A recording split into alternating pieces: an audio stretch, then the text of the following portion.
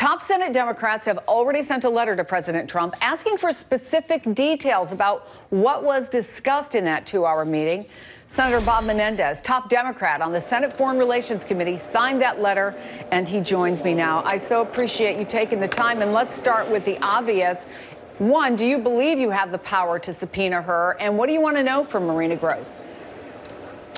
Well, I believe the committee has the power to do it. Whether we can get our Republican colleagues to join us is a question, but we want to have a real independent sense of what transpired for well over 2 hours between President Trump and President Putin, because the performance in public that took place, which I believe was shameful and a day of infamy in terms of our foreign policy. A day of infamy?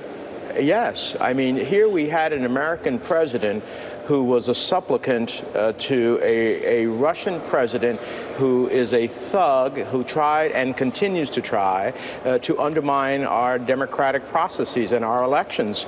And so for me to have a president who on foreign soil undermines the credibility of our FBI, of our intelligence bureaus, or our Department of Justice is beyond beliefs. And so we need to know what happened there, because there are critical issues. Already the Russian military sources and Russian information is putting out that they're ready to execute on security agreements. We don't know what those are. Well, yeah, I mean, they say international security agreements reached between President Trump and President Putin.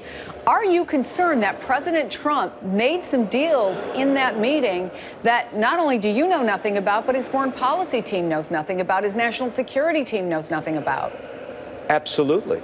Absolutely. Same thing as he did with Kim Jong-un, which is why we've been pressing, and I'm glad to see the Secretary of State, as a result of our continuous pressure, will be before the Senate Foreign Relations Committee next Wednesday afternoon. We've been doing this since North Korea. Now, with what happened in Helsinki, the Russian dynamic is critically important. I don't know whether he agreed to begin to lift sanctions on Russia that the Congress passed 98 to 2. The Senate passed 98 to 2. The Congress passed overwhelmingly. I don't know whether he agreed not to have NATO military exercises because Russia considers it an irritant. I don't know whether he agreed to give up on Crimea, and as we have taken the position never to recognize the annexation of Crimea.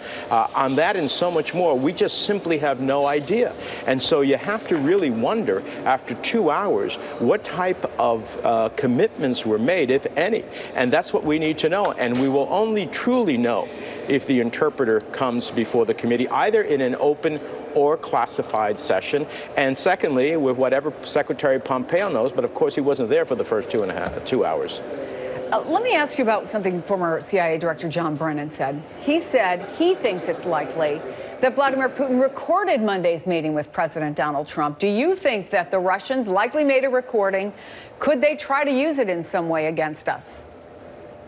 Well, listen, Putin is KGB. That's how he grew up in the system. That's how he rose to power. That's still how he thinks. So a recording of a foreign official, particularly the President of the United States, I think is a very likely possibility.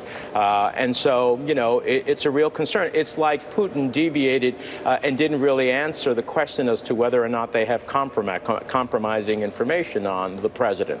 But you have to wonder, and I don't know what the special counsel will ultimately reveal in terms of whether there was any collusion in the 2016 elections. But for what I saw on that stage in Helsinki, there was collusion that day. And that is a real concern for the national interest and security of the United States. Senator, I have to get your reaction to something that just happened. The White House press pool just came out of that cabinet meeting that the president is having at the White House.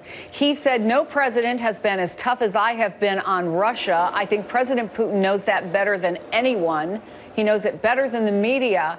And he was asked, is Russia still targeting the U.S.? And he said, no, thank you. So the president says he does not believe that Russia is still targeting the U.S. Your reaction?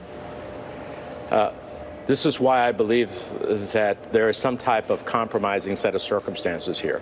Every one of our intelligence agencies, those who are led by appointees of President Trump, have said that not only did Russia engage actively in trying to undermine the elections of 2016 against Secretary Clinton and for now President Trump, but that they are continuing to do so. The Director of National Intelligence just said, Dan Coates, that in fact there are blinking red lights, and he's talking about Russian lights in terms of being engaged in these elections that we are 111 days away from. It is appalling that the president cannot seem to stand up to Vladimir Putin, and that really means that there's got to be something more that we don't see, because it would even be in his political interest to stand up to him, not only the national interest and security of the United States, yet he fails to do so. Senator Menendez, we appreciate so much your time. Thanks so much for being on the program. Thank you.